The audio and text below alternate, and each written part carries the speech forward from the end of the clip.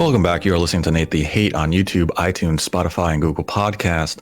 Be sure to like the video and subscribe to the channel. We are nearing 10,000 subscribers, so if you would assist us in achieving that goal, we would be highly appreciative of your subscription effort.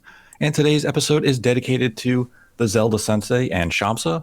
Thank you for your continued support and generosity. We greatly value your patronage, and we thank you for your contributions to the channel.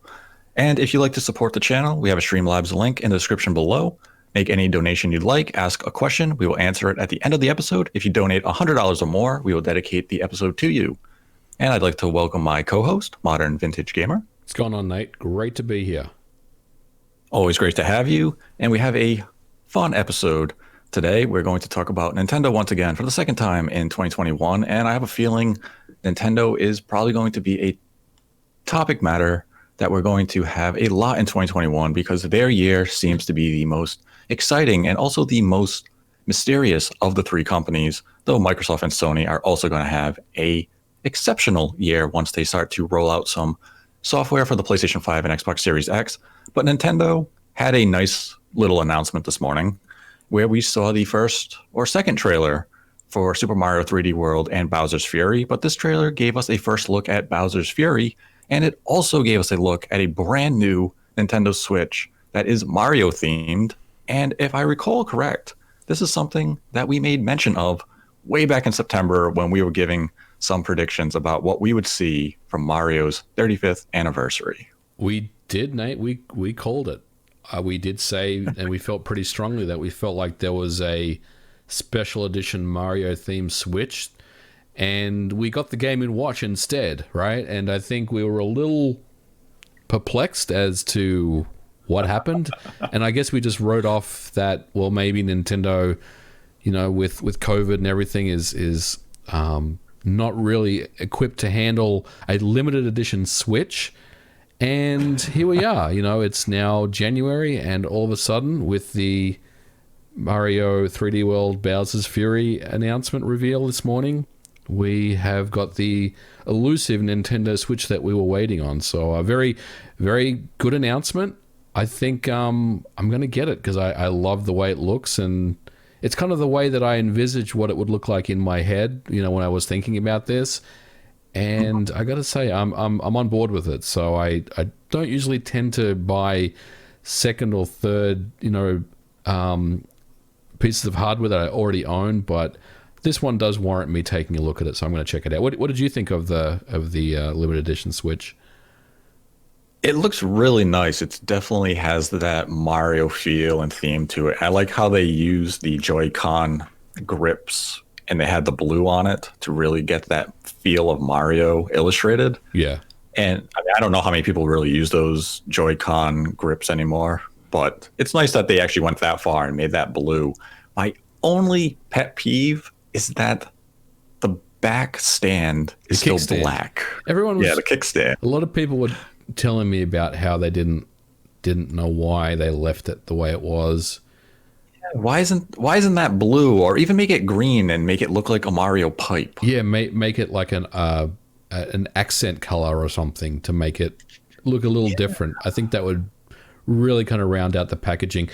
It's a good question. I don't know. I guess maybe they just cut some corners, you know, on the manufacturing process, and they just said, "Oh, we've got 2 million kickstand pieces sitting in our factory warehouse. Let's just slap them on and use those instead." I don't really know, but like, I'm sure there's going to be people out there that just, you know, paint theirs whatever color they want, you know. Oh yeah, absolutely. And you're probably right. It's just a case of we have a surplus of these. We're not going to make a custom looking kickstand for this particular line of products, so let's just use the ones we already manufactured. It would have been nice to see them with like a blue with the Mario logo in the middle, or even, you know, the green one, something just a little different, or at least put that 35th anniversary emblem on it. Yeah, you know, because this is supposed to be that big thing for the 35th anniversary of Mario, so it would have been nice just to have that little bit of extra. But overall, you know, the red dock, the Switch shell itself, I mean, going all the way to the tablet is also red. So this is actually a whole new Switch being manufactured in their product line. It's not simply just a case of the black tablet with 2 red Joy-Cons and a red dock. They completely did a system. Yeah. So they did put in a lot of effort here, and it does look very nice. This is probably going to be one of those systems that in a year it's going to be, selling 2-3 times its retail price. So definitely, if it's something people are interested in, get a pre-order in, because these are probably going to sell very quickly. And if the Animal Crossing bundle from last year is any indicator, it might be a while before we see a restock. Are you going to pick one up? Ooh, probably not. I have 2 Switch, and that's enough for me. It's probably going to be one of those situations where right now I'm fine with waiting, and as soon as I see it on a store shelf, I'll look at it and say, man, that looks nice, but I don't need it. And then I'll regret it a few weeks later when I can't find them anywhere. And I'll be like, right, well, I didn't need it, but it would have been nice to have. Maybe if it were a Lite, if it were a Switch Lite with a nice Mario theme, I might have been a little more tempted because it's cheaper, and I don't have a Switch Lite. Yeah. So it would have been kind of cool to have a Mario themed one, but yeah, I will probably end up passing on it. I think I'm going to get one, but I will tell you that if it's going to be really difficult to get one, which it probably will be, because I think it'll sell out fast. If I'm able to acquire one and without really fighting bots and whatever to get one, I'll probably pick one up. But if I miss out, I think I'll be okay with missing out. I mean, I may be a little bummed for about an hour, but I'll get over it. I mean, I have 2 Switches as well, so there's no reason for me to get one other than just the fact that I think it looks really cool. And hopefully we'll see, Zelda 35th this year. Maybe we'll see some more hardware, coming out, limited edition hardware. That'd be cool. Yeah, I mean, that's a good point. It is the 35th anniversary of Zelda. We'll be starting up very soon. Next month is Zelda's birthday month. Yep. But we probably won't see the celebration of the franchise itself until the new fiscal year, which will start on April 1st, because Mario's celebration concludes on March 31st of this year. So we still have a few more weeks left of the Mario celebration, and then we'll start celebrating Zelda.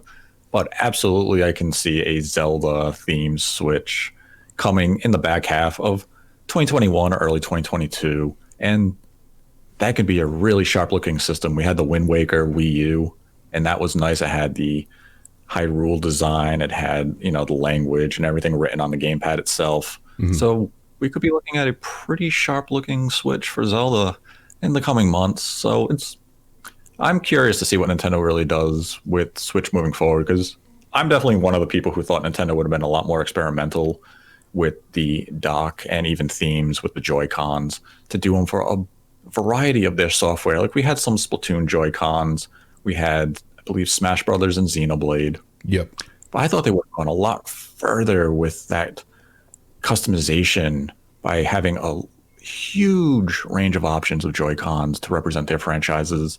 And maybe they'll get there moving forward, but I know it is an expensive accessory, so they're not going to be, a silly company and become irresponsible by doing too much, especially when the product lines, you still got to crank out these things.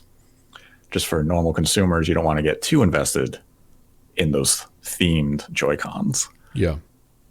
Yeah, I agree with you. I mean, I think they probably, you felt like maybe they would have been further ahead with different hardware, different special edition hardware. But it's always welcome to see when they do announce something new. And, this year, we talked about on the show last week, there is a lot of anniversaries coming up. So there is, potential for, I'm not saying there's going to be 5 limited edition Switch models come out this year, but, maybe we'll see just some different takes on some of their hardware that they have, maybe some custom Joy-Cons or some limited edition, features as well, maybe a Pro controller or something. I mean, I think they have a lot of ground here to experiment and come up with some really cool ideas that the fans are really looking for. But I love the Mario 3D World Special Edition Nintendo Switch, whatever we call it. And if I can get my hands on one, I will. If I don't get my hands on one, I'll be sad for a little while, but I'll be okay. Yeah, it is a sharp looking system, and It's nice to see Nintendo really offer more of these themed Switches. I mean, we had Animal Crossing, now we have the Mario one. So it's good to see them embrace their franchises and honor them with these types of systems. And as you said, 2021, maybe we see Zelda, maybe we see Donkey Kong. We could see a number of franchises be represented in such a way. So the avenue of limited edition Switches is certainly a long one, and it's just a question of whether or not Nintendo will do it. And sometimes what's factored into these decisions is stock and supply. You don't want to relegate one of your supply lines to making limited edition systems if you can't even keep up with supply of your standard one. So you have to make that business decision. So, Nintendo has to weigh a lot of variables here, and this is a good way to cap off the 35th anniversary and even to cap off their current fiscal year, which they have been having record-breaking sales. And this is definitely going to move a few units. So Nintendo's looking to end their fiscal year in a very powerful manner and carry that momentum into 2021. And part of that is the release of 3D World and Bowser's Fury. And we saw a 2-minute trailer today. We got to see Bowser's Fury and I guess all of its glory. We saw Mario become a Super Saiyan cat and Bowser became Calamity Bowser. Mm-hmm. And what was your take, really quick, on the gameplay that they had shown in that trailer, as brief as it was? I thought it looked cool. I like Mario 3D World. I enjoyed it on the Wii U. I'll probably take another look at the game. I'm very curious to see more on Bowser's Fury part of the game. I don't know, and I know, Nate, you and I were talking before we started recording, but I don't know if I would want to play through 3D World again. But I don't know. I may do that. I mean, especially now is a good time to revisit some older games. So maybe I'll take another look at it. There's nothing that I don't like about 3D World. I think it's a fine game. I just don't know if I want to play through it again. But the Bowser's Fury stuff I thought was really interesting. And yeah, look, I'll probably get the game. It's one of those things where Nintendo is very good at basically selling you on the games that you've already bought in the past. And this is no exception. I think the Switch is a good platform for a 3D World game. And I'll take a look at it for sure. What about you? I loved what I saw from the Bowser's Fury. I liked how they actually made Bowser look like a fearsome character again. I mean, he became this giant beast. He was shooting fire across the map. Mario was fleeing in terror. And that's what I want to see from Bowser in these games. I want him to be that powerful adversary that you kind of hesitate when you look at him and say, man, this is going to be an epic fight. Not that joke of a boss that we often see in some of the Mario games. And the inclusion of Bowser Jr. is always mixed for me. He debuted in Sunshine, a game I vehemently dislike. And it's always been kind of that joke, comic relief character, aside from like Yoshi's Island, which actually that's Baby Bowser, but yep. It's kind of, I'm intrigued at how they're going to use him in the gameplay. I mean, like he has his paintbrush. You saw him interact with the world with Mario. So it seems like there's going to be a nice dynamic of the two characters there.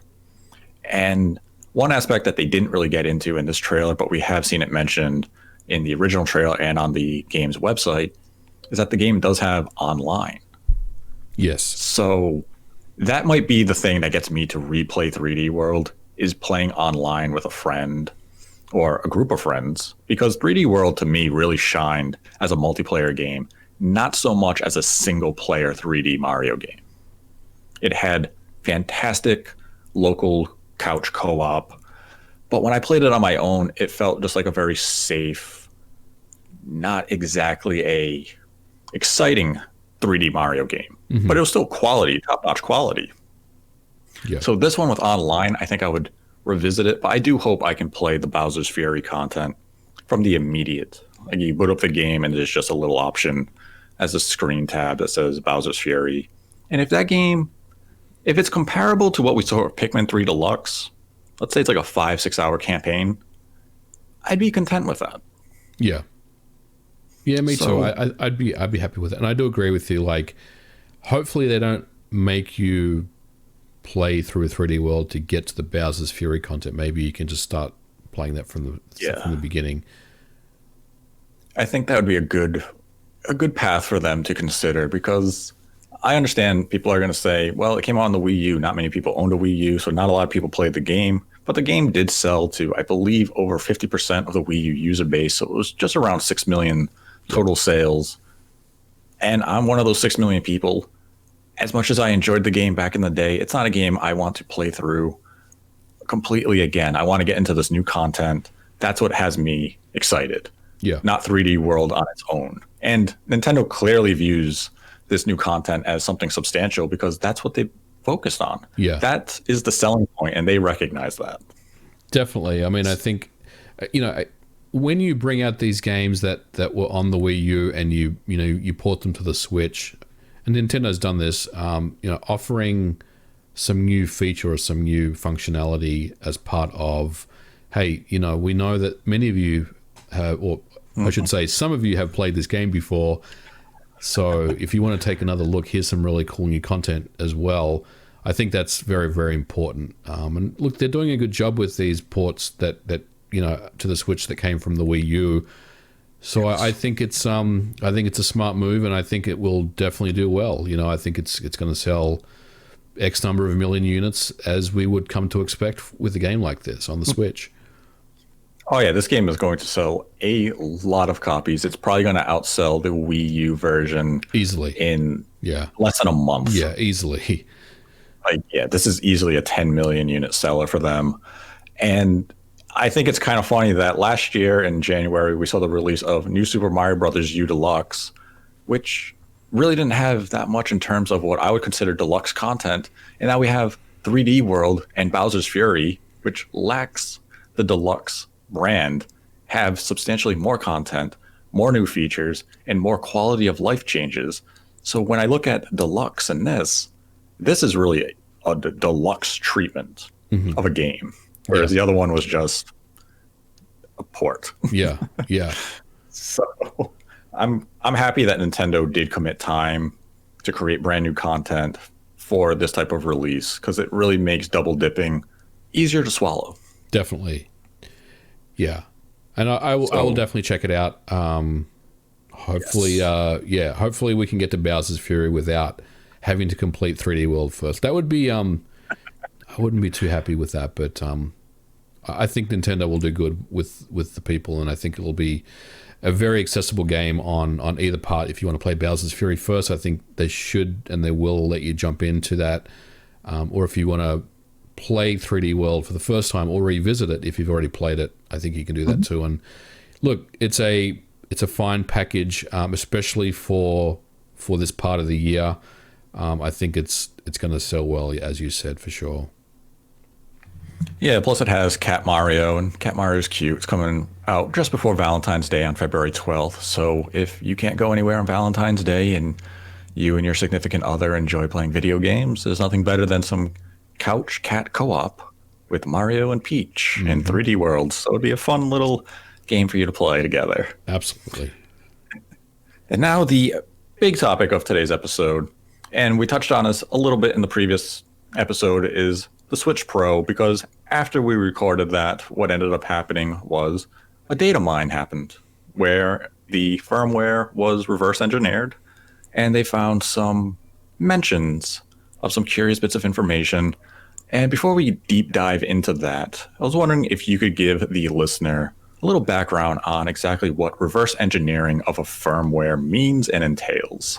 Yeah, so reverse engineering is basically the art, I will say, of taking a binary file that was, built with source code in mind, and basically reverse engineering it to get back to the original source code that was used to build that piece. So when it comes to firmwares, everything is built from original source code, which means that a developer or a set of developers have built a firmware that facilitates the features of the Nintendo Switch, and that would be everything from accessing the flash storage, the SD cards, the ability for the controllers to accept inputs when you press a button, or if you use the sticks. Playing the games, having the complete NVIDIA API accessible. the audio. I mean, just the entire gambit of things that comes with a game console is available in a firmware, and it's built, from source code, like everything else. So reverse engineering, Nate, is essentially taking the firmware file, which is a encrypted binary file at that point when it lives on your Switch, and reversing it back to the original source code that was used. Now, it's not going to be one-to-one, so it's not going to have, the developers' comments and all that stuff in there, but it will allow for a security researcher or a data miner the ability to start taking a look at what's going on. And then from there, they can make some decisions and and present information about what they're seeing as far as, new features or, potentially new hardware revisions and stuff like that. Yeah, very good information there. It allows everyone to kind of understand exactly how this information is found by the data miners and what it means for developers and even Nintendo as a whole. And now they came out, or information was summarized, and what the data mine had discovered is that this firmware dates back to April of 2020 from firmware 10.00. And it found a code name for what is believed to be the Switch revision or Switch Pro that we refer to as. And its code name is Aula. Now, code names don't mean much of anything. It's not going to hint at anything, because if you look up the definition of the word, you're going to find out that it has to do with the brain. And if you translate it from other languages, it might come back as classroom.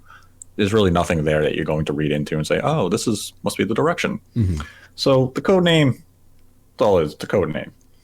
But what was curious about the information is that it suggests that there's going to be a brand new display. And this is something that we have seen reports on from Bloomberg and other Japanese outlets, is that Nintendo had been shopping around with Sharp in the IGZO screen, or even the idea of searching for mini or micro LED as a potential screen moving forward. Now, discussions with manufacturers and vendors, you go to all different ones. You're always shopping around for the best product, for the best price, to match the product that you're trying to release. So the idea that Nintendo is changing the screen is by no means shocking. I guess the only part of this information that is a surprise is that the data mine does support the idea that Nintendo has chosen a screen and that they have selected a brand new vendor for a screen. Now, this has led to rumors of it could be OLED, it could be mini LED, it could be something completely different. And there's no actual hint or clue as to which form we're going to see in a Switch revision. If I had to pick between those two options, I'd say Nintendo would likely choose mini LED. It's very energy efficient. And OLED still has some burn-in issues. Yeah, and if you remember, the Vita had the original OLED screen. I mean, it was a beautiful looking display, but it did have that burn-in, associated with it. It had that thing where, it would have artifacting and all that stuff. And I think it really distracted a lot of people because they didn't really understand why it was happening. I think you're right. I think mini LED is probably the approach they're going to take here. I think OLED in handhelds, the technology there still needs to be refined better because, you can get burn-in on OLED displays. Yeah, Nintendo is kind of one of those companies of, I'm not going to take that risk, because if all of a sudden there's significant burn-in, I have to replace these screens, I have to replace these units, and that's a bigger headache than Nintendo is really equipped to deal with. I mean, we've seen how they handle the Joy-Con drift issue of basically, if we ignore it long enough, it'll go away, or even when the Switch launched and people were scratching their screens while docking it, Nintendo basically said, buy a screen protector. Yeah. So with burn-in, I see them trying to avoid that as best they can. Now, every type of screen will always have a dead pixel. I know people are going to say, well, my 3DS screen had a dead pixel, or maybe my Switch had a dead pixel. That's just bound to happen with any production of a screen. Yeah. It's a lottery. The amount of people who do end up with a dead pixel is very, very small. it's amplified on the internet. Once one person finds it, another person does, and it seems like a bigger deal than it truly is. Yes. But I mean, it sucks if you do get that. I believe on my first 3DS, I had a dead pixel in the middle of the screen. Love that. Luckily, it was a white one, so it kind of blended in when there were colors. It's one of those things that once you see it, you can't unsee it, right? You always know it's there. Yeah. As soon as I noticed it, it's the one thing I would focus on. I'd be like, oh, man. And I eventually got another 3DS when the XL came out, and I had a dead pixel that was black, but it was in the upper right corner. So I could ignore that one and just been like, oh, the screen's a little off center by a pixel. But, all screens are going to have a failure of some type. Burn-in is probably the most offensive of it because you can't ignore burn-in. Definitely not. Once you have that red Nintendo Switch Online logo burned into the middle of the bottom of the screen, it's there forever. Yeah, and there's also a cost associated with OLED panels as well, which I think is probably a little higher than Nintendo is considering at this time. Yeah, even the Sharp IGZO screens were pretty high in price, whereas Mini LED, it's a more affordable option if they decide to go that route. And it also comes down to the size of the screen. I don't know if Nintendo is really going to make the Switch screen bigger on the tablet than what we have right now. I know people want a slightly bigger size, or they just want the Switch tablet to shrink a bit by getting rid of the bezel. But I'd say the tablet right now is at a pretty nice size in terms of functionality and overall use. It's not so big where it's like, that's too big, and it's not so small that you can't make out things. And I mean, Fire Emblem's font is because Nintendo, I guess, forgot to test the game in handheld mode when they were developing it and left the font to be microscopic. Mm-hmm. So it's definitely curious what direction they'll take with a screen, but we will be getting an updated screen. I never had any issues with the current screen the Switch uses. Me either. I thought it was a nice clear screen. I do. I mean, your point about maybe relaxing the bezel restrictions is probably a good one. Like, I do think there will be a bigger screen, length and width wise, right? But yeah, I mean, they could use the same form factor as the current Switch and then just increase the bezel size, and then there you go. You've got an increased resolution, increased size. That does make a lot of sense to me. But then again, they could simply just increase the size of the hardware. When we think about the Nintendo Switch revision or the Pro, and I'm using air quotes for that, we make it seem like it's a bigger system than the current one. But you're right. I mean, it could just be the exact same form factor with a smaller bezel around it, and that would be enough to provide a bigger viewing display. Yes, and beyond the screen in this Datamine, other information went more on the technical side. But what's curious is that according to the Datamine, there is no suggestion that the clocks have seen an increase based on the information found in the firmware. And what has to be emphasized and noted is that oftentimes when we're looking at firmware data leaks or data mines, is that is basically the information is incomplete. We're looking at a single piece of a much bigger puzzle, and we're trying to fill in those holes based on the information that is made available to us. So a lot of this information doesn't tell that whole story. We're looking at it and say, well, it doesn't have the clock increases. That doesn't mean anything. It doesn't necessarily mean the clocks won't increase for a Switch Pro or the Switch revision. It's just that right at this time, this information doesn't have that piece alongside it. So I want to emphasize that before getting too much into the technical side of things. But it appears, based on the data mine, is that what they found in it is that the SoC is still Mariko or Tegra X1 based. So the exact same chip that we currently have in the Switch Lite and in the Switch version 2. And that has a lot of people saying, well, that must mean that the Switch Pro is not going to have as big of a leap in performance or, technology as I guess as I've alluded to. And on its own, that's not what that means. Because as we said, this is incomplete. This also could be a completely unrelated product. Or it is a prototype and an experimental unit that Nintendo is maybe equipping with certain technology so that behind the scenes, when they are working on new products, new games, they're getting an idea of where they can push, software. And a curious bit of information is the mention of a Realtek chip. Mm-hmm. And this is what has a lot of people wondering, what is that there for? Why is there a Realtek SoC found in this firmware?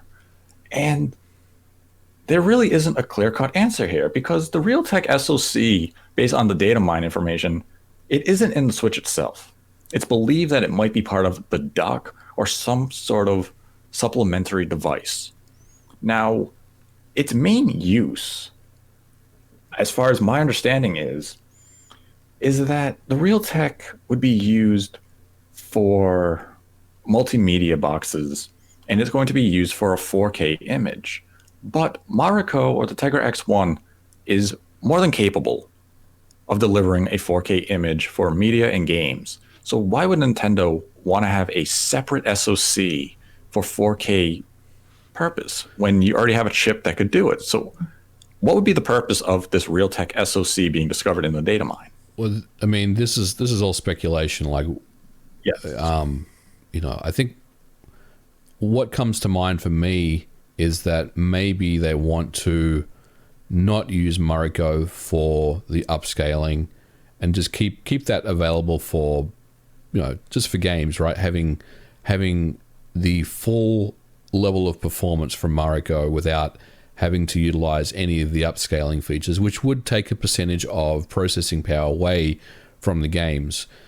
And effectively, you're offloading that processing to this Realtek chip. It's sort of like a custom chip almost. It's handling. It has one job, and the only job it has is to basically display images on and upscale them to 4K on a flat panel or a display. So I think that's probably the only reason that I could think of, and maybe that's not the approach. But yeah, if you would ask me why they would do that, I would probably say that it's just for processing, to let Mariko have as much power as it needs to, utilize the full potential of it. So if it were being used in the sense of it's just designed to upscale the HDMI output to 4K, would you need a new USB port on the Switch to achieve that goal? Because I believe the current Switch USB is too slow to use, like NVIDIA's technology. I believe it's called, was it Thunderbolt? Yeah. I think so. I think you would. Now, I'm not an expert on USB-C communications, so please don't take my words, anyone that's listening, and run with them. But I don't think that the current USB-C implementation has, you're right, enough bandwidth to handle that for us. So yeah, if you're thinking, well, maybe this would live in the dock, and then they would use USB-C that's currently available to do that. Unless there's a piece of this that I'm missing, I don't think that's currently feasible. But again, I'm not a hardware expert.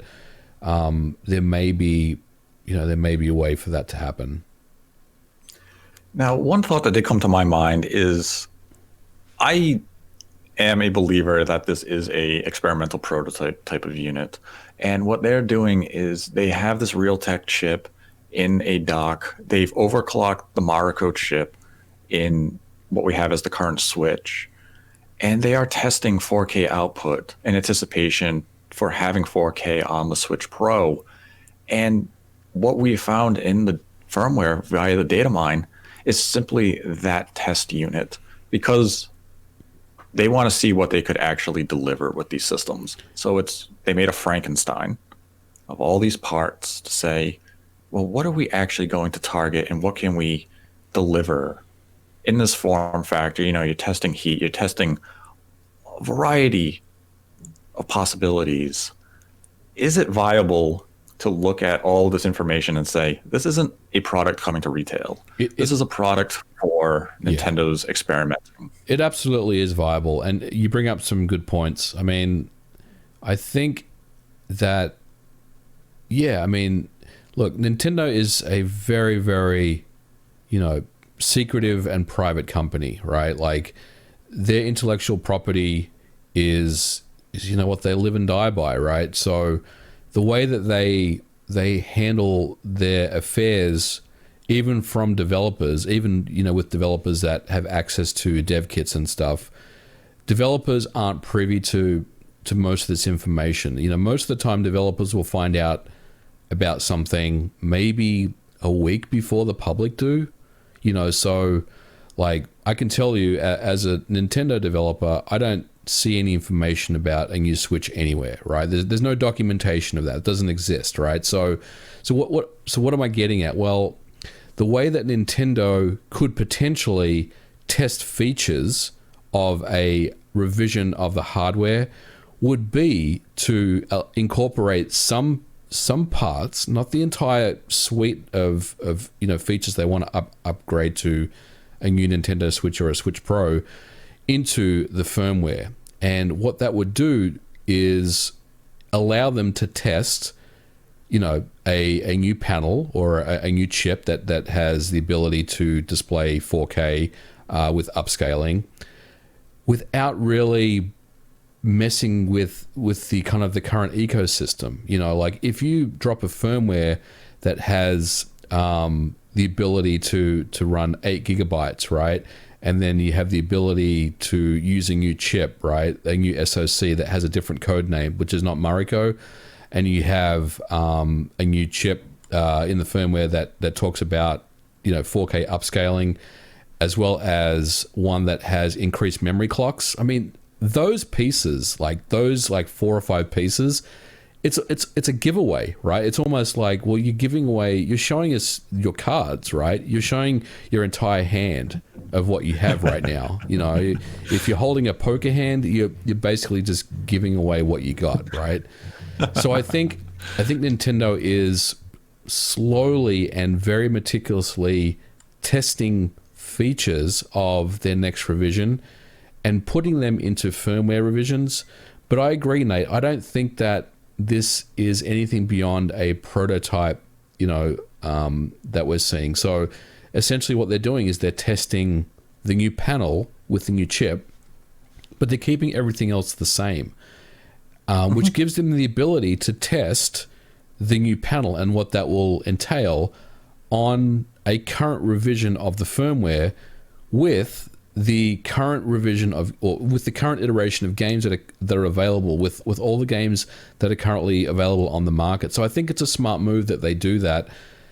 And look, I don't disagree with you. I think that this is probably just something they're currently testing that's undergoing. I wouldn't read into this firmware as, well, this is what the new Switch Pro is going to be. It's going to be a 4K display with Mariko and 4 gigabytes of RAM. That doesn't make sense to me. And I think that if people, take a firmware data mine and basically use that as, well, this is the Bible now for the next revision of the Switch, you will be disappointed, because a firmware revision is only one piece, and I mentioned this before, but it's only one piece of a larger puzzle. There are a lot of other things that are involved with revision of new hardware. The firmware is one part of that, but yeah, I'm with you on this. I do think that this is Nintendo just testing out some stuff on current revision firmware and current games. I do think that, there will be more enhancements that we should see with a Switch revision. And the 4 gigabyte thing for me is really the one that made me think, what? That doesn't make sense, because I do expect to see more memory with the new revision hardware. Especially if they're going for a 4K system. Exactly. Yeah, they have to, right? They absolutely have to. And look, as a developer, I know that other developers, their biggest hang up with the Switch is memory. You know, from that 4 gigabyte, you have access to 3.5 gig.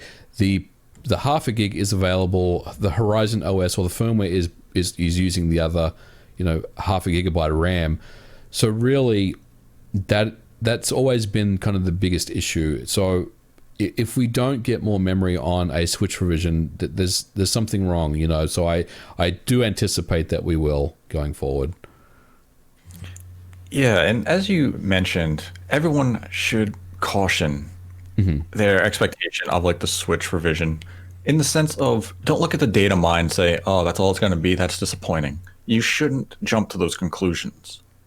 We have had valid reports come out from Bloomberg, Wall Street Journal, and other outlets saying it's going to have 4K, which the Datamine does support. It's going to have a new screen, which the Datamine supports.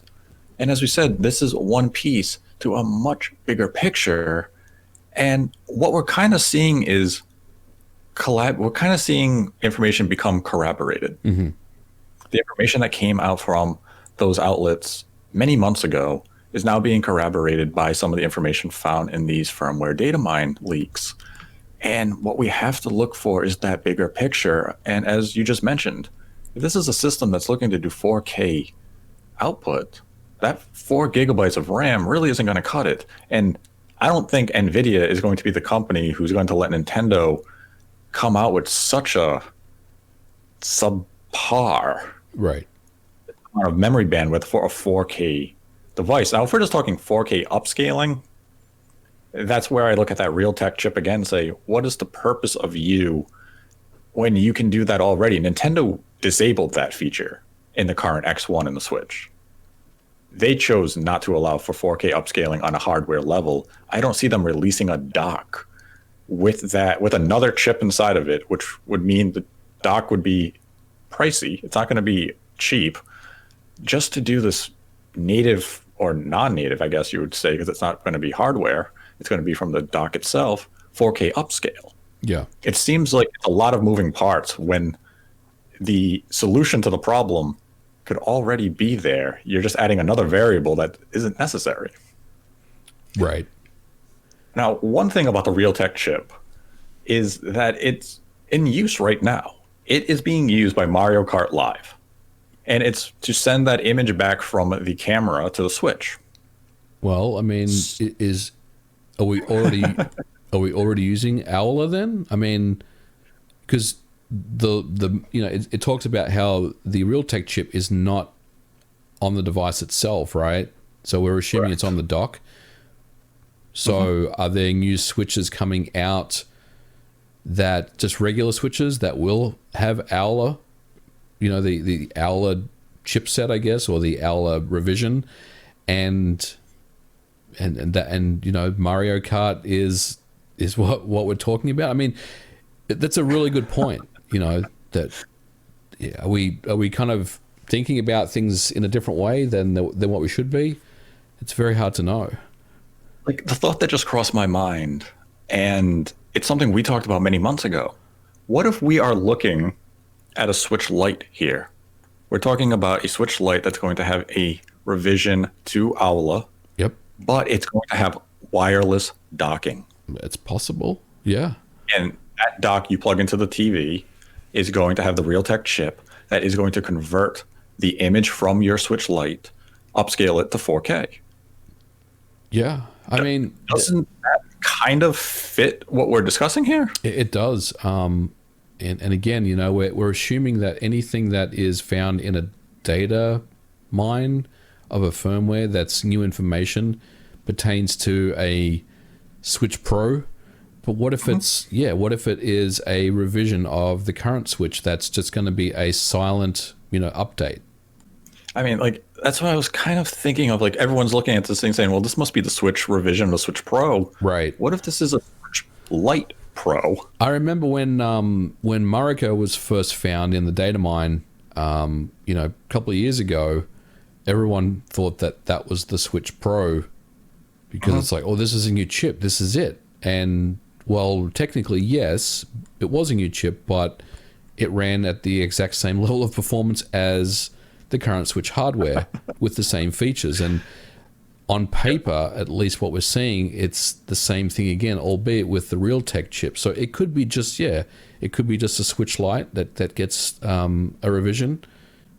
Or, it could be the Mario Special Edition Switch that we just talked about has a new, Owler, firmware in there. Yeah, I mean, I guess the only thing that would go against that line of logic at this point would be if it does have the new screen. Yeah. But I mean, I think it's actually more interesting to explore the possibility that we're looking at a Switch Lite revision that has wireless docking as an option, or even the current Marico units we have out there with the V2 getting a future firmware update that maybe it has that feature introduced for a wireless docking solution with this Realtek enhanced dock. Yep. I think that's an interesting avenue to explore, and it still leaves the possibility of that Switch Pro, the Switch revision, as being a completely separate entity that comes out later this year. And this is Nintendo's way of kind of saying, hey, you have that V2, you want 4K? We're not going to make you buy the Pro. Yeah. We're going to offer this dock as a secondary option to you for, let's say, $100. I could see this actually being an avenue Nintendo would consider. And as you said, if we take this information for exactly what it's worth and say, oh, this has to be a roadmap to what we're expecting from a Switch revision, I think this is the X on the map. Yeah. Would be the wireless docking solution over this being the Switch Pro that we have discussed a few times now, because I've kind of been that person whenever it comes up. I'm expecting this to be a more substantial upgrade.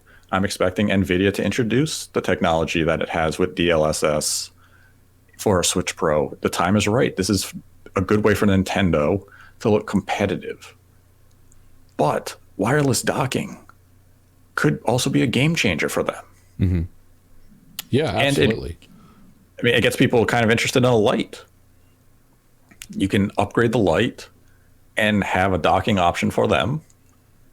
And that's something where people have kind of said, oh, I want the Switch Lite. It's cheaper. I know I'm going to play it majority in handheld mode, but I'd like that option to have a dock. And if it can be wireless docking, hey, that's not a bad avenue for Nintendo to consider. Yeah.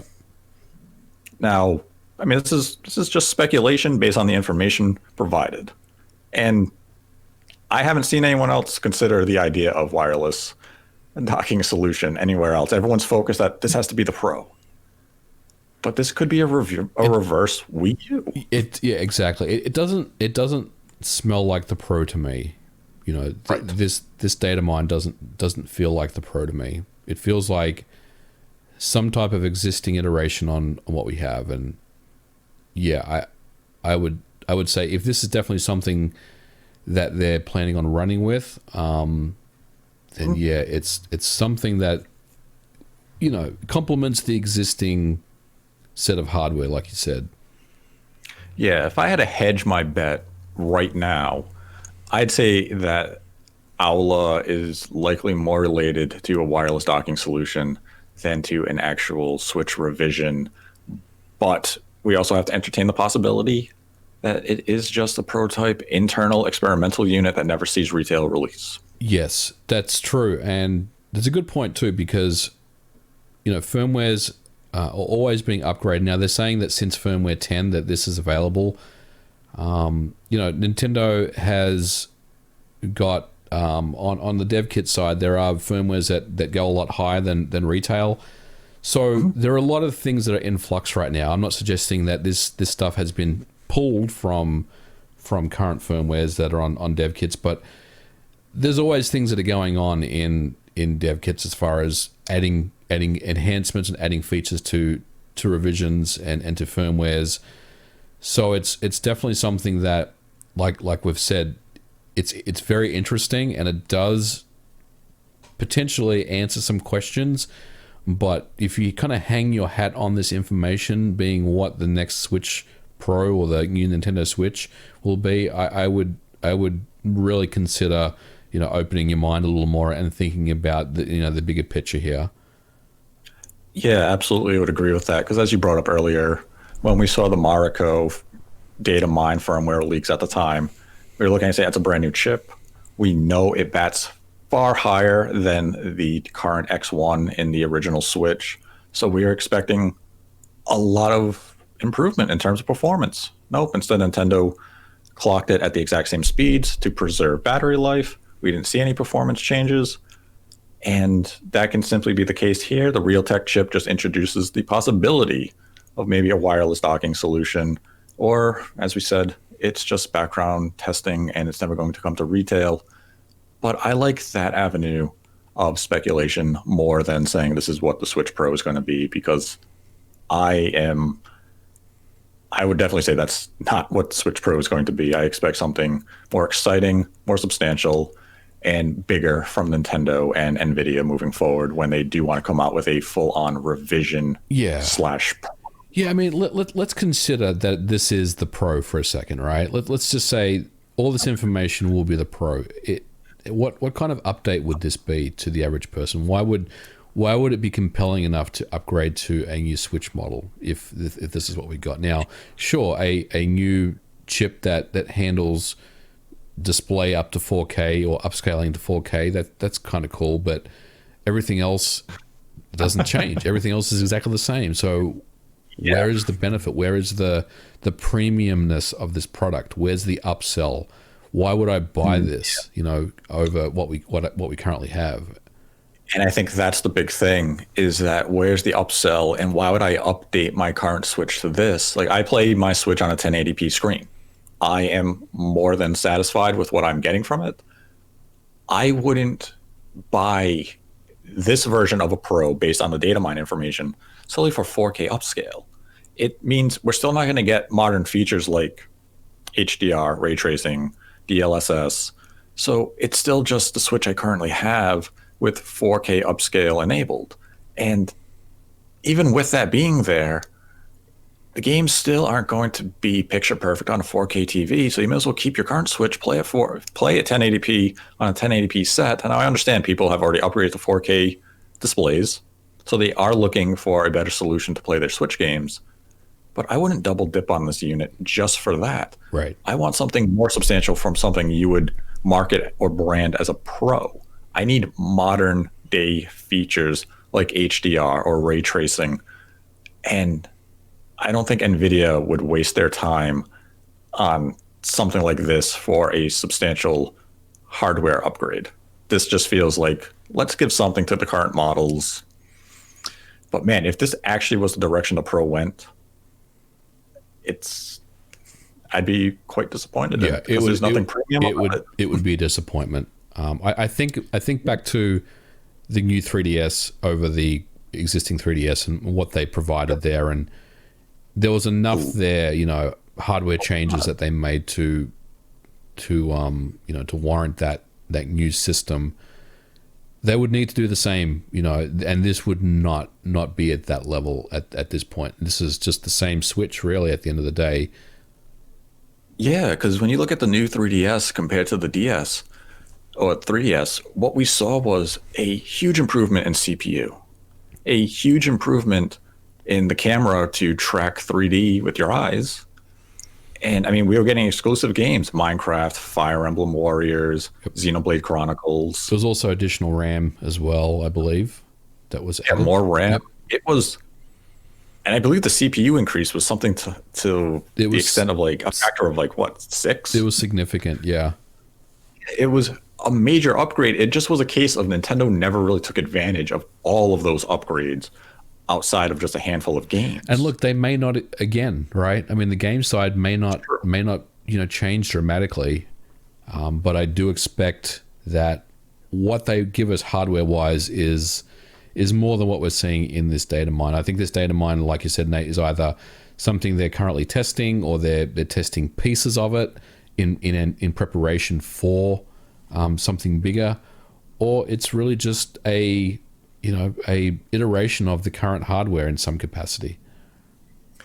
Yeah, and if I'm Nintendo, I think that's the path I'd choose. I can introduce a Pro that's my premium hardware, and I can price that at say 350. I can then price this Realtek 4K enhanced V2 version at 299 or maybe even 249 if I want. I also introduced the Lite at 199 or 149 depending how we want to do the pricing structure. All have some sort of 4K functionality. Mm-hmm. And you have that now as a standard across your brand, and it's just the means of how you achieve it to be differently. 4K is going to be achieved via DLSS on the Pro, and on the V2 Lite and Switch OG, it's going to be obtained with this special super dock. Yep. I like this. I like that conclusion that we just came to. Yeah. Yeah, I think it makes sense. A nice, natural, organic conclusion, just based on the information that we're seeing in front of us. And I like that. I like that outcome. Now we will jump into some of the Streamlab questions that we got over the last week. Our first one comes from the Zelda Sensei, who donated $100 and is the first dedication for this episode. And they write, "Not concerned about the dedication. Just keep up the great content. Thank you." They are referring to last week where I forgot to introduce them in the opening for the dedication segment. But thank you for your donation and generosity, Zelda Sensei. Then had a $10 donation from Wackle Farrow. I think I said that right. Who writes, "Happy New Year, Nate and MVG. I have this theory that the next 2D Metroid and the next Donkey Kong game are the same game, a crossover called Metroid Primal, where they face King Kraid rule." I love this. Nintendo, let's ship it immediately. I'm all about this. Nintendo Primal, are you kidding me? That is like the best name for a video game I've ever heard. Let's make it happen. Metroid Primal and King Kraid rule. And they continued with, "Are there any crossovers you'd like to see? What would be your dream crossover?" I've always had this fascination with like Gordon Freeman and Master Chief in some type of game together. I don't know what it would be, but it'd be kind of cool. Like maybe Master Chief has dropped into the Black Mesa or something. That'd be pretty cool. I don't know, but yeah, I'm big on the Halo and the Half-Life crossover. Even though it started as a joke, I love the idea of Star Fox GP, of like Star Fox meeting F-Zero, because there's so much potential there. Yeah. Of racing on the different planets that are featured in the Star Fox franchise with that futuristic element of F-Zero, and you can incorporate the gold rings from F-Zero on the track to give you a boost, or you could collect them to buy, new equipment for your vehicle.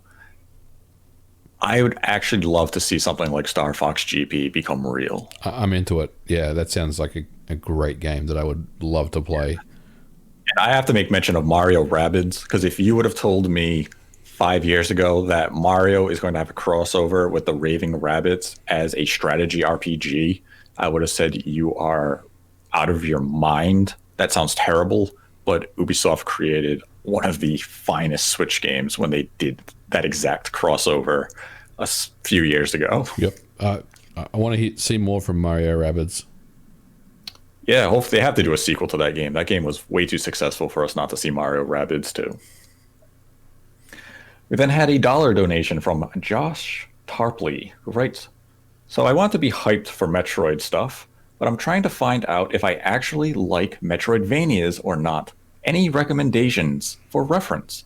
I rage quit Hollow Knight about 7 hours in, and I absolutely love both of the Ori games."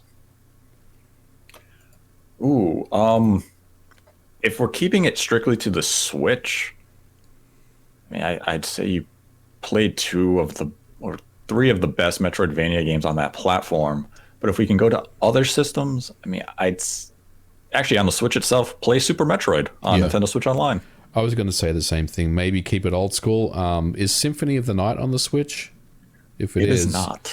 Oh, that's a bummer. Yeah, I was going to say check out Symphony of the Night, because it doesn't get any better than that really, and it's I guess the game that's coined that phrase, along with obviously Metroid. Yeah, I mean, I'd recommend if you can play games beyond the Switch, look into Metroid Zero Mission on the Game Boy Advance. It's a good pick. Look at some of the Castlevania games on the Game Boy Advance, like Aria of Sorrow. Yeah, Harmony of Dissonance. Was that one of them? I was getting confused. And I think the other one was Circle of the Moon. Circle of the Moon, that's right. Yep.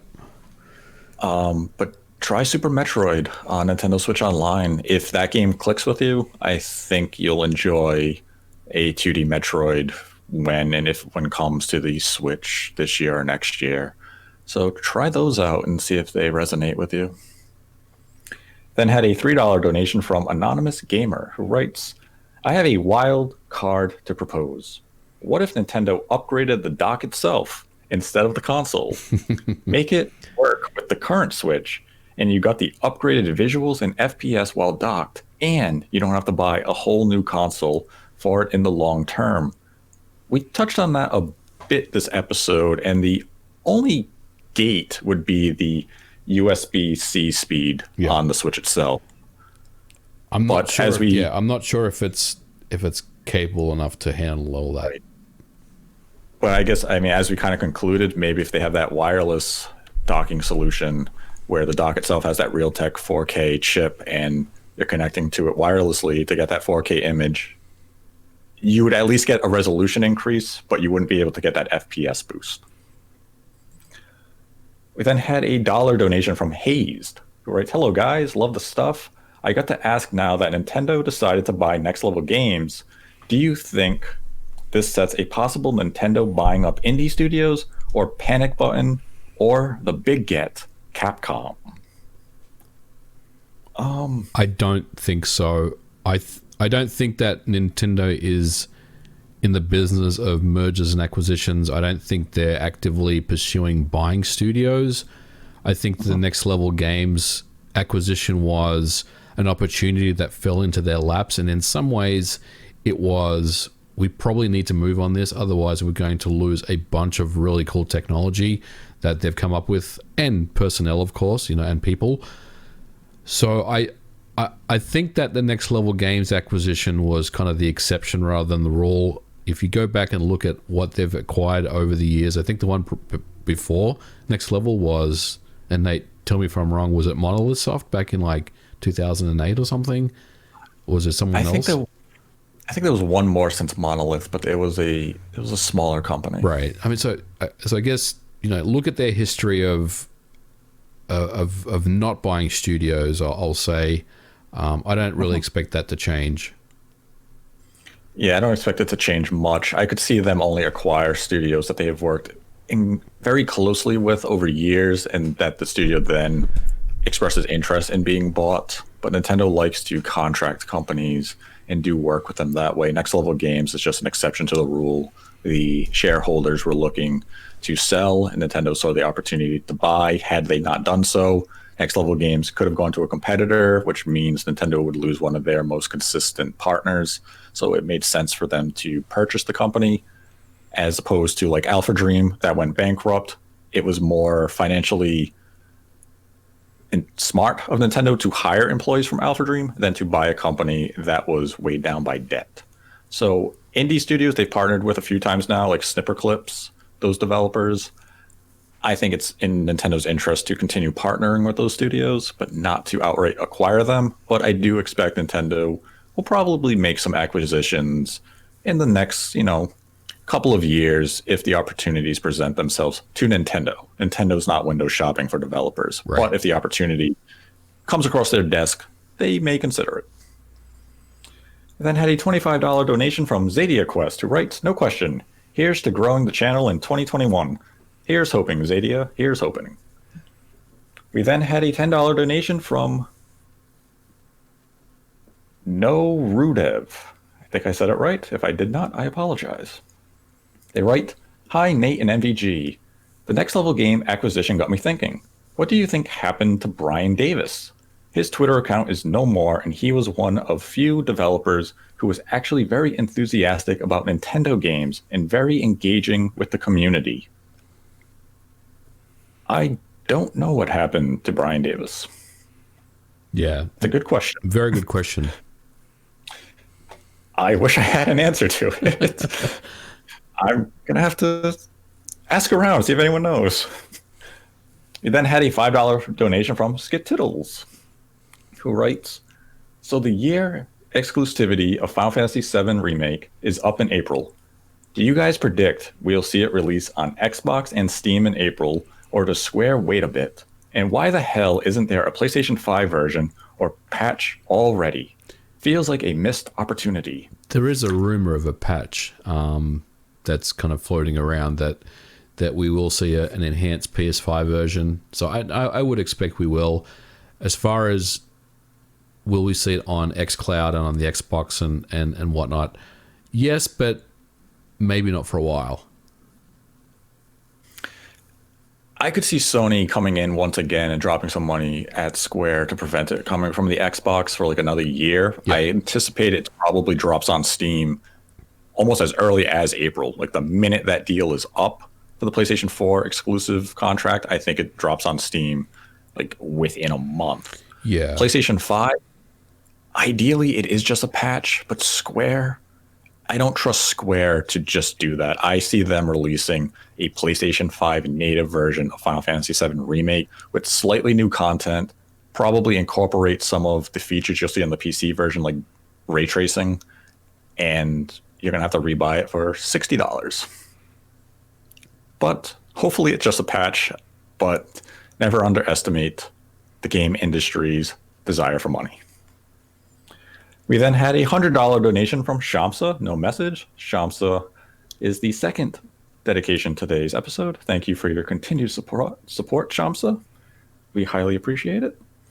Then had a $10 donation from Spiral Keith, who writes, listening to the episode about Nintendo anniversaries, I have to speak out on how Donkey Kong Country was the first Nintendo franchise I played as a kid at 4 years on my Game Boy Advance.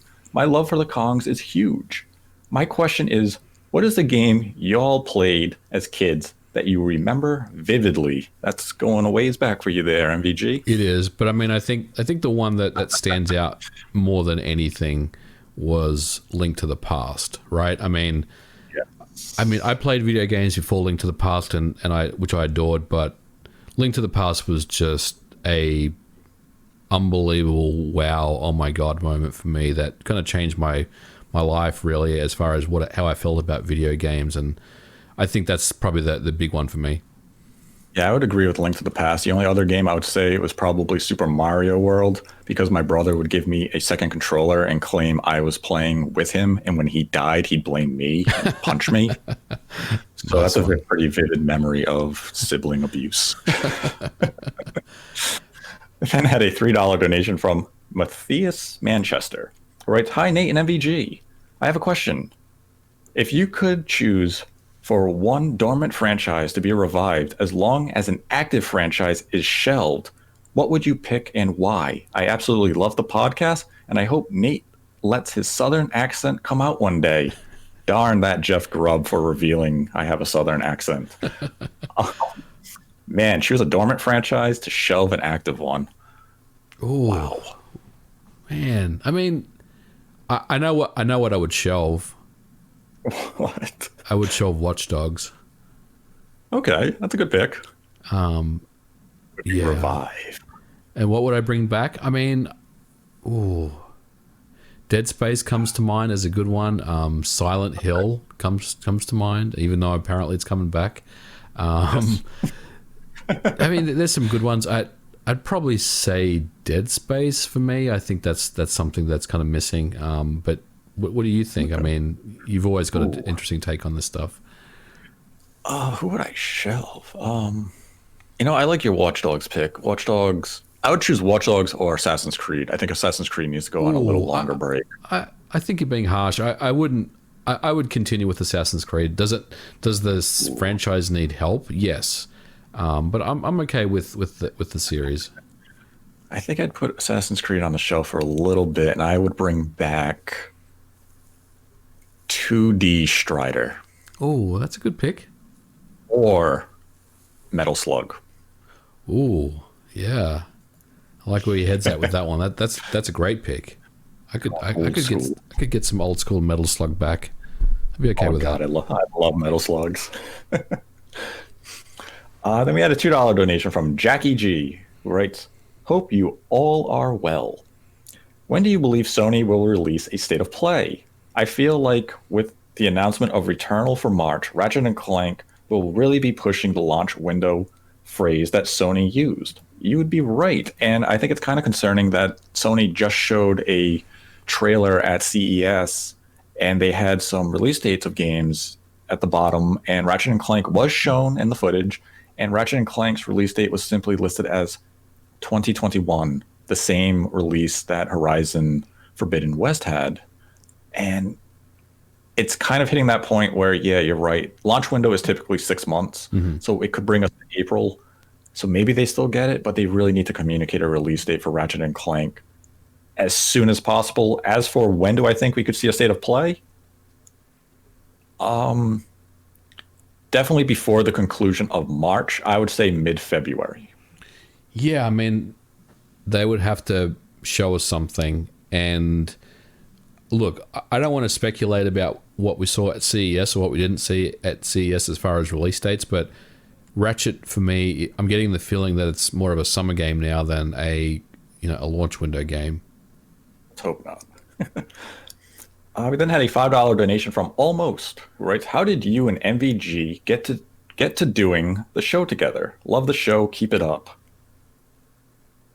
I think it was after a Spawncast one night we were talking, and I think we just kind of fleshed out maybe we should just do a show together. Yeah, I think it was pretty much that. I mean, I think it was a topic on the Spawncast. You're like, you know what, we should just have a discussion. The two of us will have it. We'll record it. We'll drop it as a show on the channel, and then it just blossomed from there. I mean, we enjoy having these conversations together. We respect each other's opinion and take on the topics that we're discussing. And as everyone likes to mention in comments and on social media, we have a very good rapport and chemistry with each other, and we enjoy doing the show for you guys. Then have a final Streamlabs question from Skitiddles, who donated $10, who writes, "If Disney had no intentions of renewing EA's exclusivity for Star Wars, which expires in 2023, would they be able to begin production of a game now internally as long as it releases after the contract expires? Curious about Lucasfilm's games popping up." I do believe you could begin. Could you begin production of a game if you're still under if the license is still under contract? I think so. And I'm not a lawyer, so but I think so. The terms of...